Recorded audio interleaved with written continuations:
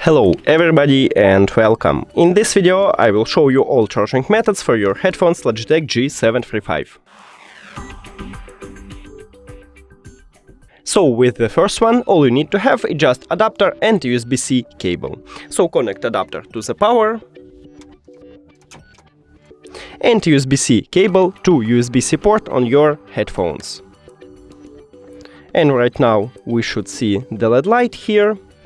Yeah, and we can see it, so it means that it's charging. And the second one is to use your phone. All you need to have is just USB-C to USB-C cable, but if your phone didn't support USB-C, maybe you should have Lightning to USB-C or even micro USB to USB-C. So just connect USB-C cable to your phone, and the second one to your headphones. And right now we should also see LED light. So we see it. It means that it's charging. That's it. Thank you for watching this video. If you found it helpful, please consider subscribing to channel and leave the like on the video. It's really important to us. See you later.